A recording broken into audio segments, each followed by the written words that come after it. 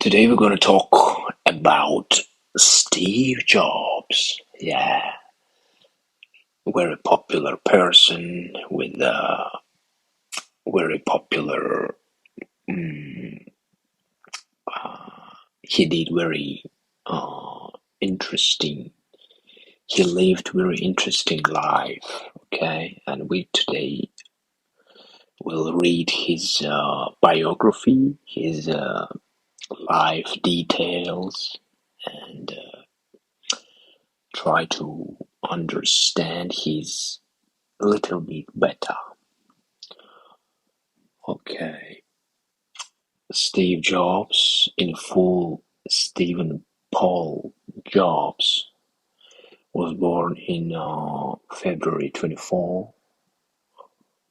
interesting, 1955, San Francisco, California, and died in October 5, 2011, in California. He's co-founder of Apple Computer and a charismatic pioneer of the personal computer era, of course. Okay, let's read about his how he was building his one of the biggest world brand, Apple. Okay, founding of Apple. Jobs was raised by adoptive parents in Cupertino, California, located in what is now known as Silicon Valley. Though he was interested in engineering, his passions of youth varied. He dropped out of Reed College in Portland, Oregon, took a job at Atari Corporation as a video game designer in early 1974. Damn. Even at that time, there was this major still dope video game designer. Wow. And saved enough money for pilgrimage to India to experience Buddhism.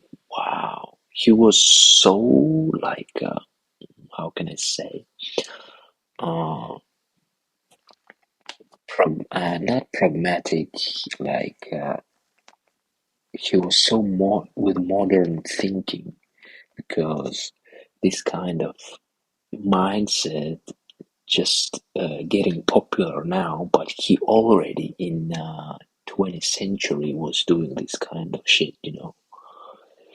Okay, back in Silicon Valley in the autumn of 1974, Jobs reconnected with Stephen Wozniak, a former high school friend who was working for the Hewlett-Packard company.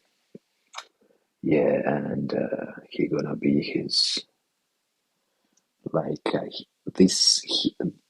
this person gonna be his one of the right choices in the future. When Wozniak told Jobs of his progress in designing his own computer logic board, Jobs suggested that they go into business together, which they did after Hewlett-Packard formally turned down Wozniak's design in 1976. Yeah, as we see, Wozniak was the guy who was take care of engineering stuff, like creating stuff, and Jobs was good at designing stuff. And that's why this couple was, I guess, perfect, for building this kind of brand. The Apple One, as they called the logic board, was built in the Jobs' family garage with money they obtained by selling Jobs' Volkswagen minibus and Wozniak's programmable calculator. Okay. Jobs was one of the first entrepreneurs to understand that the personal computer would appeal to a broad audience, at least if it did not appear to belong in a junior high school science fair. With Jobs' encouragement, Wozniak designed an improved model, the Apple II, complete with a keyboard, and they arranged it to have a sleek, molded plastic case manufactured to close the unit.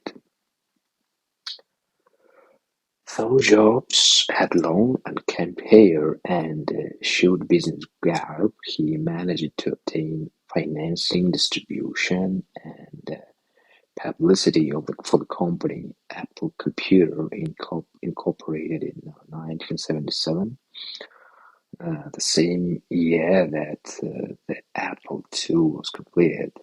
Yeah, except of designing, as we see, he was doing this kind of business stuff, finance, promoting, marketing, stuff like that. The machine was an immediate success, becoming synonymous with the boom in personal computers. In 1981, the company had a record-setting public stock offering, and in 1983, it made the quickest entrance to that time into the Fortune 500 list of America's top companies. In 1983, the company recruited PepsiCo Inc. President John Sculley to be its chief executive officer, CEO, and implicitly Jobs' mentor in the fine points of running a large corporation. Yeah, we see that they decided to take one of the mm, top manager of Pepsi to their Apple company. Okay, interesting. Jobs had convinced Sculley to accept the position by challenging him. Do you want to sell sugar water for the rest of your life? The line was shrewdly effective, but it's also revealed Jobs' own near-messianic belief in the computer revolution. Yeah, as as we see, he was also good in psychology, in you know convincing people. Like he was, he was saying like, "Do you want to sell sugar water for the rest of your life?" Like he was kind of, mocking, sarcasm at his major, and he was like showing contrast. You can work here at your uh, Pepsi, or you can work for us for the best technology, stuff like that. And it's worked, as we see. He accepted his offer. Okay, insanely great. During that time, during that same period, Jobs was heading the most important project in the company's history. In 1979, he led a small group of Apple engineers to a technology demonstration at the Xerox Corporation's Palo Alto Research Center, abbreviation going to be PARC. Okay, to see how the graphical user interface could make computers easy to use and more efficient. Yeah, I think the one of the revolution thing what he did, uh, S- Steve Jobs, that he was designing his computers and, like, in general, his phones in a very simple way, in a very minimalistic way, you know.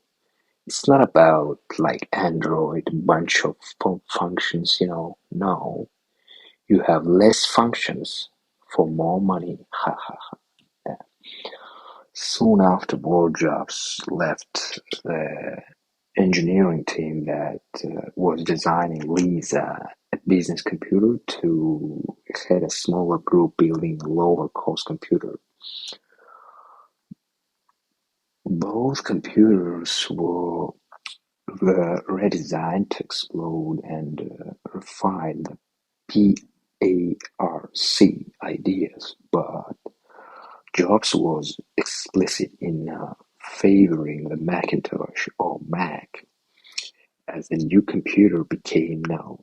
Jobs coddled his engineers and referred to them as artists, but his style was uncompromising.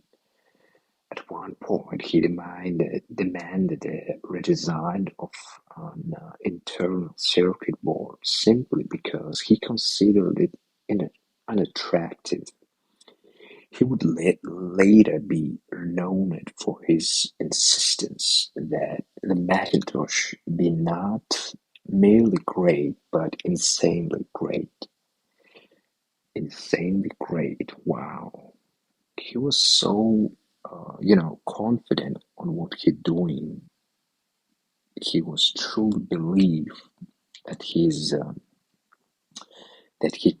was choosing the right way, and I think it's a very good principle when you at the beginning doing something, you know, when nobody believes in you, but you have this kind of strong uh, mindset, you know. Okay. In January 1984, Jobs himself introduced the Macintosh in a brilliantly choreographed demonstration that was center centerpiece of an extraordinary publicity campaign. It would later be pointed to as the archetype of event marketing. As we see, uh, he was creating, you know, his each step, his each decision was so modern, so, you know, progressive. He was creating new terms, you know. Just one person was making this kind of big revolution, you know. However, the first Macs was underpowered and expensive, and they had few software applications, all of which resulted in disappointing sales. Apple steadily improved the machine so that it eventually became the company's lifeblood, as well as the model for all subsequent computer interfaces. But Jobs' apparent failure to correct the problem quickly led to tensions in the company, and in 1985, Scully convinced that guy who was hired before from Pepsi, convinced Apple's board of directors to remove the company's famous co-founder. Wow. Just look at this fucking bastard. He was uh, like hired by Steve Jobs, and after he's saying that, let's uh, fuck off him. He was piece of shit, I guess, and I guess he was 100% regret about his decision. Okay, next on Pixar. Jobs quickly started another firm, Next Inc., designing powerful workstation computers for the education market. His founding partners included Texan entrepreneur Ross Perot and Canon Inc., a Japanese electronics company. Although the next computer was notable for its engineering design, it was eclipsed by a less costly computer from competitors such as Sun Microsystems Inc. in the early 1990s. Jobs focused the company on its innovative software system Next Step. Meanwhile, in 1986, Jobs acquired a controlling interest in Pixar, a computer graphics firm that had been founded as a division of Lucasfilm Ltd. Limited, the production company of Hollywood movie director George Lucas. Over the following decade, Jobs built Pixar into a major animation studio that, among the other achievements, produced the first full-length feature film to be completely computer-animated, Toy Story, in 1995. Pixar's public stock offering that year made Jobs, for the first time, a billionaire. He eventually sold the studio to the Disney company in 2006.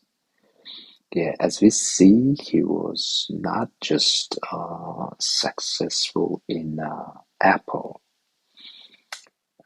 Yeah, he was making mistakes, but at the same time, he was building another brand, Pixar, which still exists and pretty successful. Okay, okay, let's read about his saving Apple. In late 1996, Apple, saddled by huge financial losses and on the verge of collapse, hired a new chief executive, semiconductor executive Gilbert Amelio. It should be, I guess, Italian.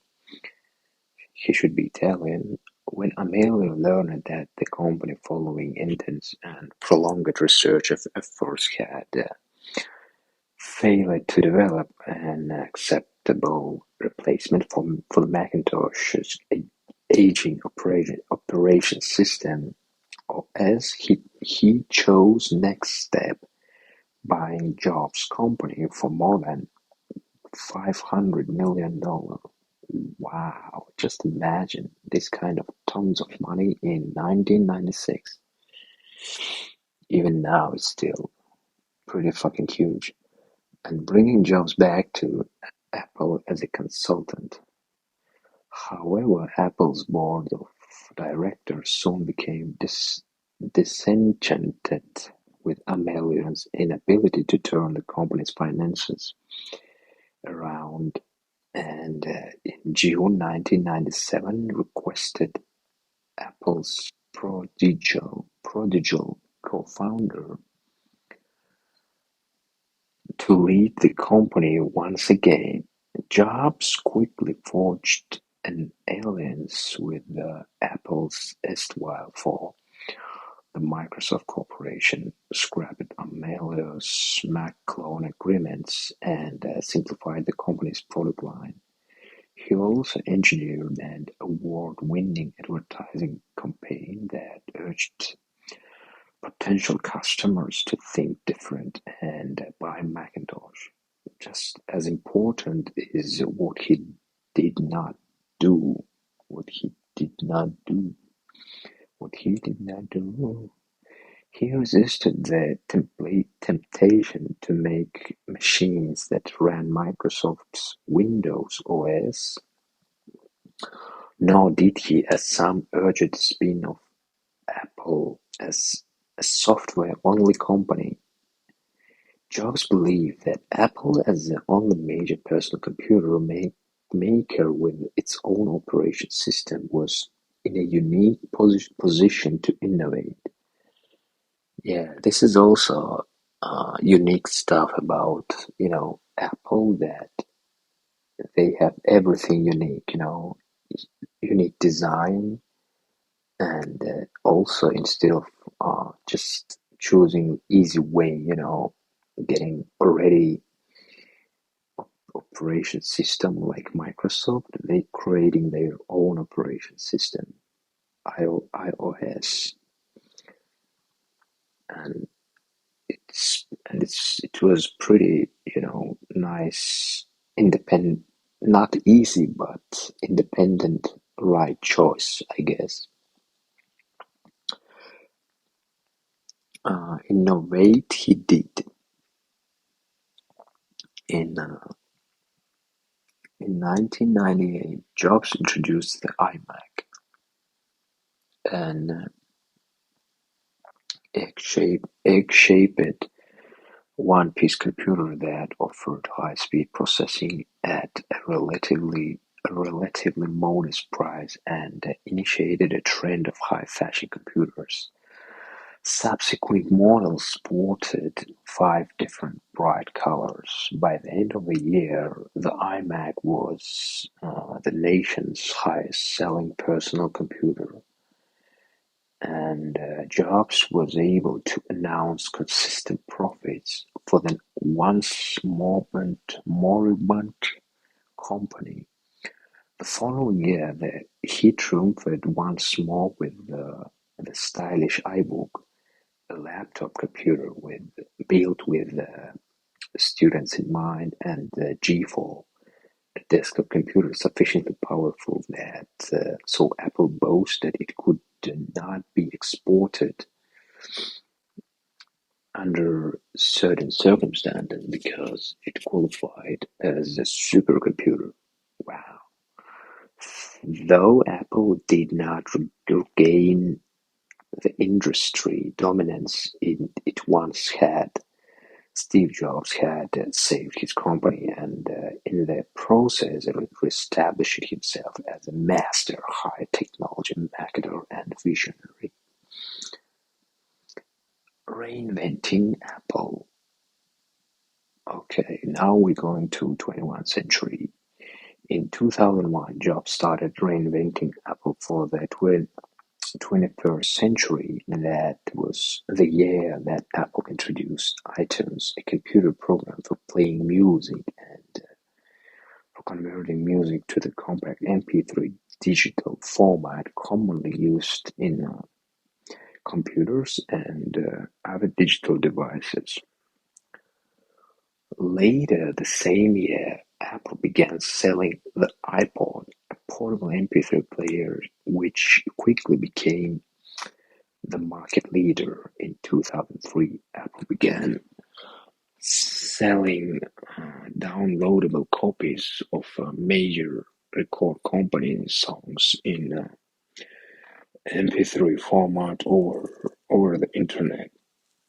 By 2006, more than 1 billion songs and videos had been sold through Apple's online iTunes store. In recognition of the growing shift in the company's business, Jobs officially changed the name of the companies to Apple Inc. on January 9, 2007. Yeah, at that time, this kind of iPod was really like another big revolution. It was like something fresh, something unusual. In 2007, Jobs took the company into the telecommunications business with the introduction of the touchscreen iPhone. Oh, here we go. iPhone era, a mobile telephone with the capabilities for playing MP3s and videos and for accessing the internet. Yeah, it was, I guess, the first smartphone with the sensor. Later that year, Apple introduced the iPod Touch, a portable MP3 and gaming device that included built-in Wi-Fi and an iPhone-like touch screen. Yeah, just as I said before, just one man can make this kind of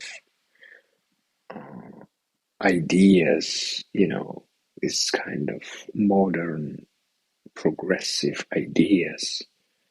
And he was really legend, bolstered by the use of the iTunes Store to sell Apple and third-party software. The iPhone and iPod Touch soon boasted more games than any other portable gaming system. Jobs announced in 2008 that future releases of the iPhone and iPod Touch would offer improved game functionality,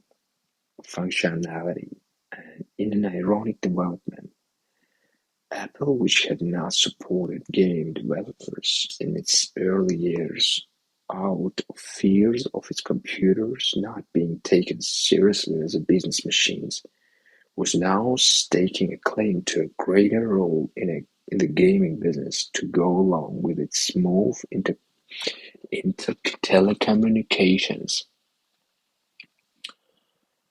Yeah, but unfortunately, after his death in Apple, there's no big revolution, which is pretty fresh, new. It's just about little bit changing design. We see that Steve Jobs was really fucking genius, and I still remember iPhone 4, which was with great design. Okay, health issues. In 2003, Jobs was diagnosed with a rare form of pancreatic cancer.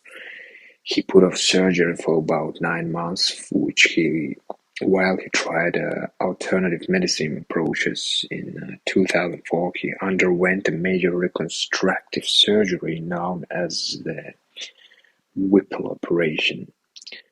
During the procedure, part of the pancreas, a portion of the bile duct, the gallbladder, and the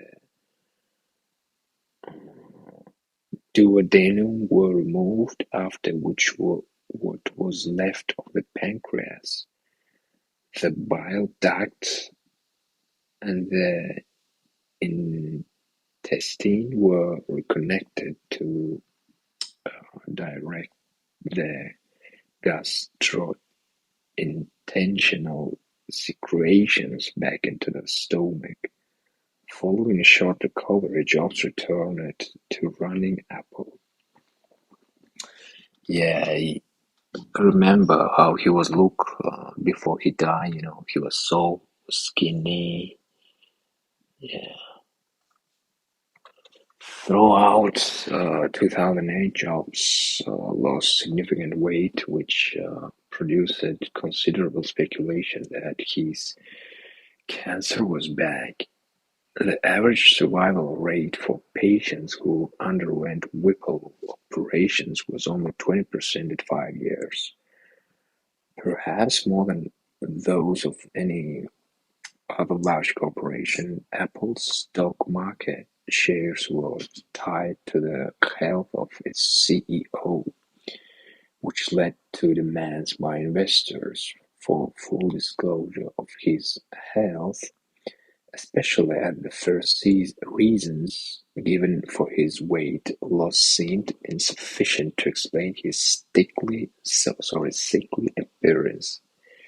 On January 9, 2009, Jobs released a statement that he was suffering from a hormonal imbalance for which he was being treated, and that he would continue his corporate duties. Less than a week later, however, he announced that he was taking an immediate leave of absence through the end of June in order to recover his health.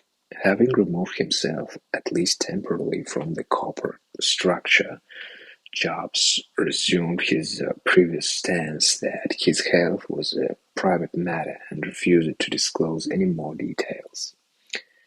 Yeah, he was kind of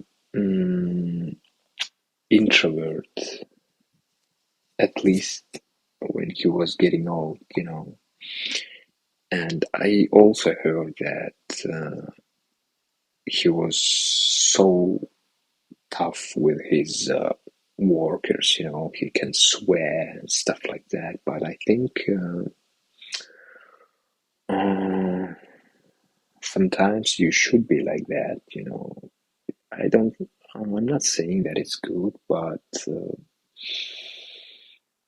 it should be, I guess, contrast with this kind of uh, punishing and mm, giving some benefits, giving some compliments, saying some compliments to your coworkers, because the point is you have to strongly demand what you want, from your team. And if you want to be a really strong team, you have to be tough, but in a good way. Yeah. In June 2009, the Wall Street Journal reported that Jobs received a liver transplant the previous April. Not disclosed was whether the pancreatic cancer he had been treated for previously had spread to his liver. The operation was performed in Tennessee, where the average waiting period for liver transplant was 48 days, as opposed to the national average of 306 days. Jobs came back to work on June 29, 2009, fulfilling his pledge to return before the end of June. In January 2011, however, Jobs took another medical leave of absence. Okay.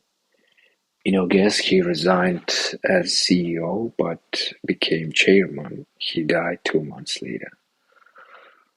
In 2022, Jobs was posthumously awarded the Presidential Medal of Freedom. Yeah, he was a fucking legendary man, which really changed the world. And for me and for many people, he's, the example of the true leader, which can, uh, change the world, make better people's life. Yeah. Thank you for listening.